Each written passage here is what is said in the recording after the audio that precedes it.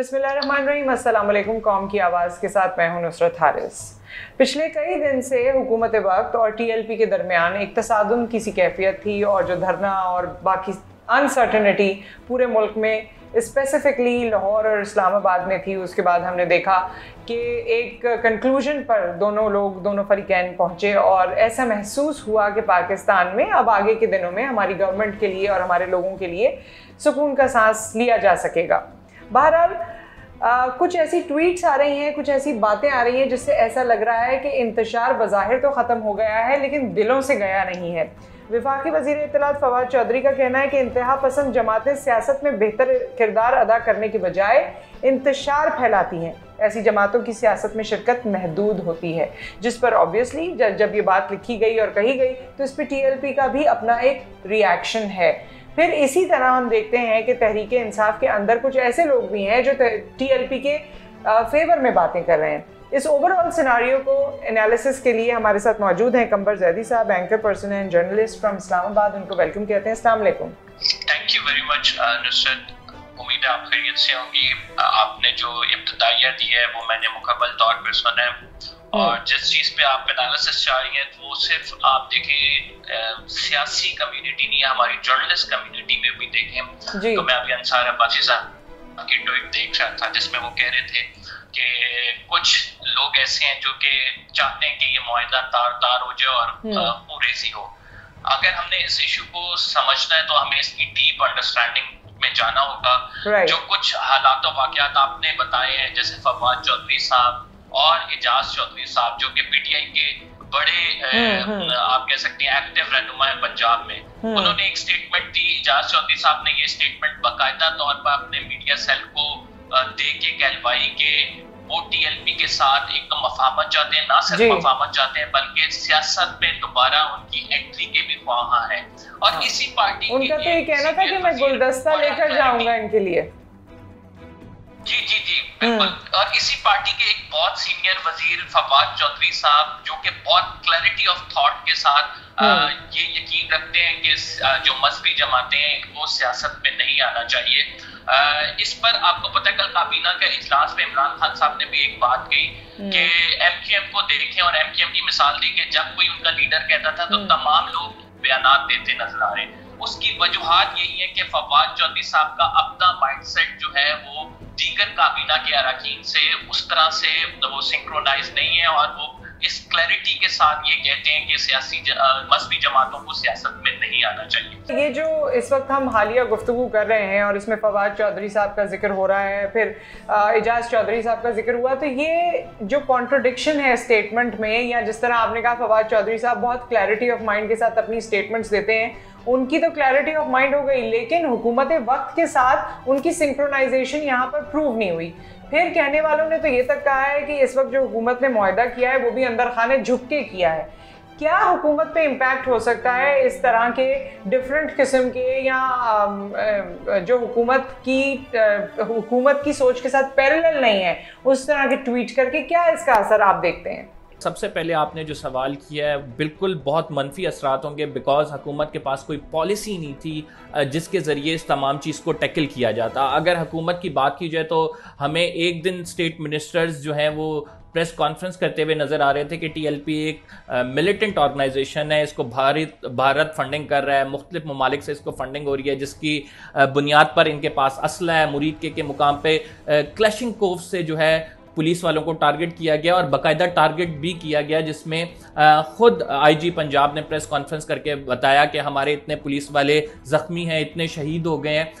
तो एक दिन आप प्रेस कॉन्फ्रेंस आके कहते थे कि हमने इनके साथ सख्ती से निपटना है और ऐसे अनासर को की हौसला अफजाई नहीं करनी और इनको वो मौका नहीं देना कि ये इस्लामाबाद आ जाएं और जेहलम से आगे नहीं ये आ पाएंगे। और वज़ीर आज़म भी इस मामले में क्लैरिटी के साथ कहते थे कि इनको रोकना है और जितना रहमतुल आलमीन, आपको पता है एक अथॉरिटी कायम कर दी गई, तहरीक लब्बैक के जो मुतालबात है उस हवाले से कहा गया कि हुर्मत रसूल के लिए जितना इमरान खान साहब ने काम किया इतना किसी हुकूमत ने काम नहीं किया।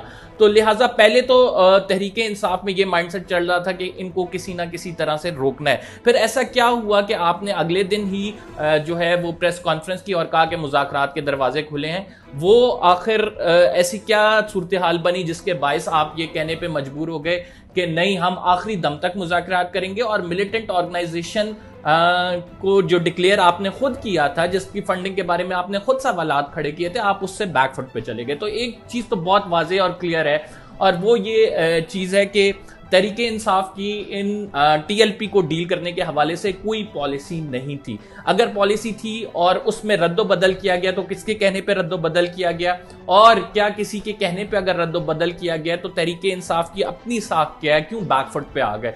DGISI के नोटिफिकेशन का एक ऐसा मामला जिसमें इमरान खान साहब ने स्टैंड लिया और अनएक्सपेक्टेड स्टैंड लिया, लेकिन ऐसा क्या हुआ कि टीएलपी के मामले पर उनको बैकफुट पे जाना पड़ा। मुरीद के मुकाम पर जितने लोग मौजूद थे टीएलपी के धरने में, उसकी रिपोर्ट के मुताबिक खान साहब को यह खदशा हुआ कि अगर ये इस्लामाबाद आए, अगर यहां से मार्च करते हुए आगे चले, बिकॉज वो जिस माइंडसेट के साथ आ रहे हैं उनका जो है माइंडसेट यही है कि उन्होंने हुर्मत रसूल की खातिर अपनी जान तक कुर्बान कर देनी है। बेशक सियासी एजेंडा पीछे है, लेकिन वो एक रिलीजियस, प्योरली रिलीजियस मोटिव के साथ वहां पे आ रहे हैं जिनको रोकना नामुमकिन हो सकता है। तो उस टाइम पे खान साहब ने ये फिगर आउट करने में नाकाम रहे कि अगर इनके खिलाफ हमने ऑपरेशन किया और इन पर हमने जो है वो असले का इस्तेमाल किया तो उसके क्या कॉन्सिक्वेंसेज होंगे। उसका नतीजा ये निकला कि खान साहब को अपनी ही स्टेटमेंट से, उनकी काबीना के अरकान को अपने ही दिए गए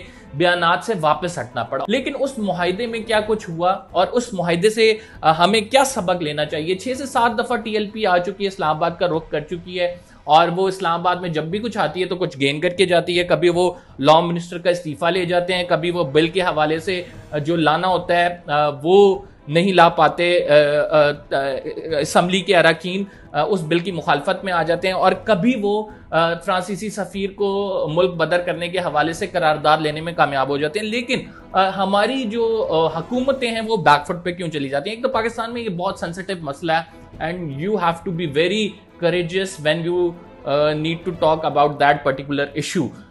हुर्मत रसूल पर जान भी कुर्बान है, और इसमें हर मुसलमान का ये हक है कि हुर्मत रसूल का दिफा करे। लेकिन क्या हम ये दिफा within the parameters of शरीयत, क्या हम किसी को नुकसान पहुंचाए बगैर ये दिफा कर रहे हैं, क्या हम अपने मुल्क का जो इमलाक है उसको तबाह किए बगैर ये दिफा कर रहे हैं, या इसके ऑपोजिट है सिचुएशन। अभी कल की बात मैं आपको बताऊं तो एक पुलिस कांस्टेबल की गुजरोंवाला में खेतों के करीब से लाश मिली है। क्या ये हुर्मत रसूल का दिफा था? आपने या लब्बैक या रसूल अल्लाह के नारे लगवाए, और वही लोग जिनसे नारे लगवाए गए उनको बुरी तरह से मारकर जख्मी कर दिया गया। और पुलिस ने जो पुलिस वहां पे मौजूद थी उसमें जो अहलकार थे उनकी शदीद बुरी हालत है। एक अहलकार जो है कल जख्मों की ताब ना लाते हुए चल बसा, तो उनकी आवाज़ें दबाने के लिए हमारे कानून आ जाते हैं। लेकिन एक दफ़ा हमें यह सोचना होगा कि हम मिल के आगे बढ़ने के बजाय पीछे तो नहीं जा रहे हैं। हम तो मेरा ख्याल से क्लॉकवाइज मूवमेंट कर रहे हैं कि जहाँ पे हम खड़े होते हैं वहीं पे आके दोबारा घूम के खड़े हो जाते हैं, और ये मूवमेंट हमारी वर्टिकल होनी चाहिए थी जो अनफॉर्चुनेटली क्लॉकवाइज है। जी कंबर साहब, और ये भी बताइए कि नवाज शरीफ साहब के दौर में जब टीएलपी का धरना हुआ या इस तरह के वसवसे या मसाइल खड़े होते थे तो उस वक्त ऑन रिकॉर्ड है कि इमरान खान साहब टीएलपी का साथ दिया था उन्होंने, और अपने ऑब्वियसली जो बात कही जाती है कि उस वक्त की जो ऑपोजिशन थी वो अपने मफादात के बिना पर टीएलपी का साथ दे रही थी, और स्टेट रेट या स्टेट के जो बेनिफिट्स हैं उनको तमाम लोग दाव पर लगा देते हैं या साइड पर रख देते हैं। आप समझते हैं कि इमरान खान साहब ने जो प्रेसिडेंट सेट किया, उन्होंने जो साथ दिया टीएलपी का, उसी की वजह है कि आज उनकी हुकूमत कमज़ोरी का सामना उनको दरपेश है और उनको झुककर या बैकफुट पर जाकर टीएलपी के साथ मुज़ाकरात करने पड़े? नुसरत, इसमें कोई दूसरी दो राय नहीं है। इसमें बिल्कुल क्लैरिटी के साथ मैं कह सकता हूँ कि यही वही खान साहब थे। जब टीएलपी ने एहतजाज का ऐलान किया था तो खान साहब ने कहा था कि हो सकता है हम धरना फैज़ाबाद पे जाके टीएलपी के साथ दें। जब आप अपोजिशन में होते हैं तो आप ऐसी बातें करते हैं हुकूमत को प्रेशराइज करने के लिए, लेकिन उस टाइम आपको सोचना चाहिए कि आप जिस बात पे हुकूमत को प्रेशराइज कर रहे हैं, क्या आपका वो प्रिंसिपल स्टांस है, क्या वो आपकी पॉलिटिक्स को सपोर्ट करता है, क्या आइंदा आने वाले दिनों में वो आप ही को हॉन्ट तो नहीं करेगा? ये वही इमरान खान है कि जो उनके धरने में बैठने की बात करते थे, अब जब इन पे वक्त पड़ा है, ये हुकूमत के बादशाह हैं, ये स्टेट को रन कर रहे हैं, तो इनको समझ नहीं आ रही कि हमने इसको किस तरह से डील करना है। ये बार बार कहते नजर आ रहे हैं कि देखें इंतशार का रास्ता ना अपनाएं। उस टाइम के वजीर आजम भी यही कहते थे कि इंतशार का रास्ता ना अपनाएं, स्टेट की अपनी पॉलिसीज होती हैं, स्टेट अपने हवाले, अपने जो आपको पता है सर्कल होती है उसमें